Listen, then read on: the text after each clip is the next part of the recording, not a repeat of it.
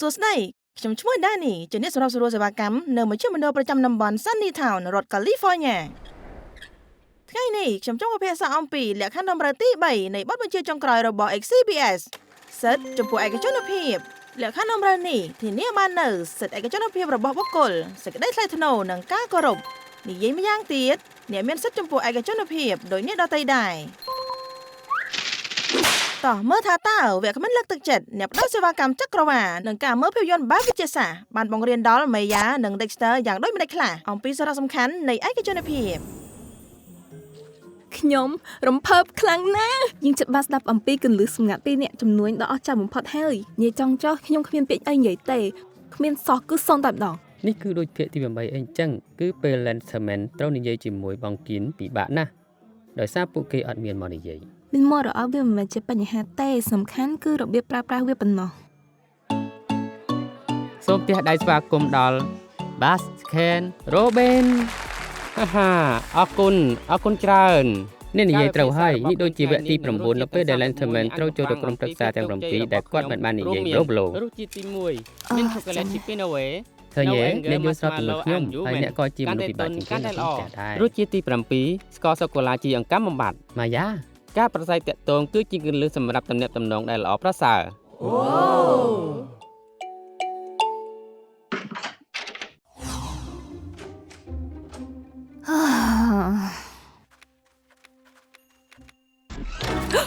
អ្នកអត់ចូលសិក្ខាសាលាទេខ្ញុំមិនអាចនិយាយជាមួយអញទេប៉ុន្តែ Baskin Robbins បញ្ជាក់ថាការប្រស័យតាក់ទងគឺជាគន្លឹះនៃទំនាក់ទំនងដែលល្អប្រសិនបើអ្នកនៅក្នុងសិក្ខាសាលាអ្នកនឹងយល់ហើយខ្ញុំមិនដឹងនិយាយមិនទេសូមត្រកវីណាហើយសូមឲ្យនាងមកទីនេះផងអូខេប៉ុន្តែអ្នកមិនបានទៅសិក្ខាសាលាគាត់ប្រូរសជាតិលេខ7សូកូឡាមីនកំពុងតែរលាយកំហឹង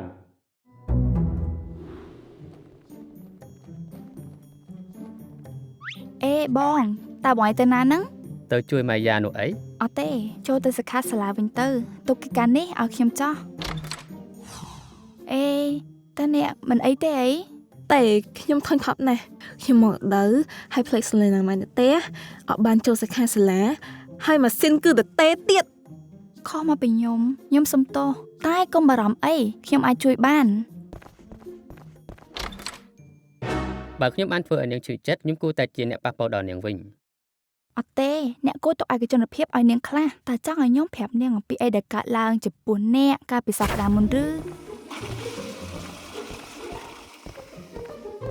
ក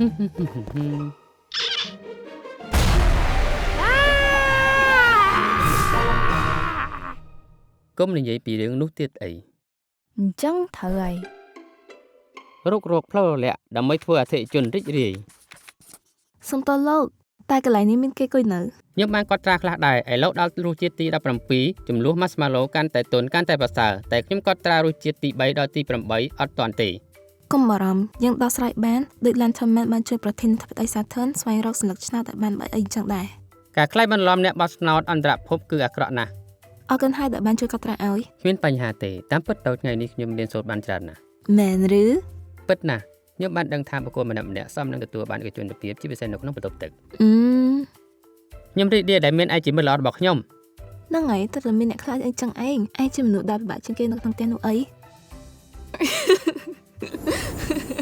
ម៉ាយ៉ាដោយមានជំនួយពី Dexter និង Wenner ដែលបានផ្ដល់ឯកជនភាពខ្លះឲ្យនាងមនុស្សគ្រប់រូបមានសិទ្ធិឯកជនភាពសេចក្តីថ្លៃថ្នូរនិងការគោរពយើងក្នុងនាមជាអ្នកសម្របសម្រួលសេវាកម្មនិងអ្នកផ្ដល់សេវាកម្មនៅទីនេះសម្រាប់អ្នកបើអ្នកមានអារម្មណ៍មិនទទួលបានអ្វីដែលអ្នកត្រូវការយើងនឹងជួយធ្វើវាឲ្យបានត្រឹមត្រូវសូមចាំថាក្រុមរៀបចំផែនការរបស់អ្នកខិតខំផ្ដោតលើមនុស្សចំពោះរាល់កិច្ចការដែលពួកគេធ្វើហើយមនុស្សដែលនៅកណ្ដាលនោះគឺជារូបអ្នក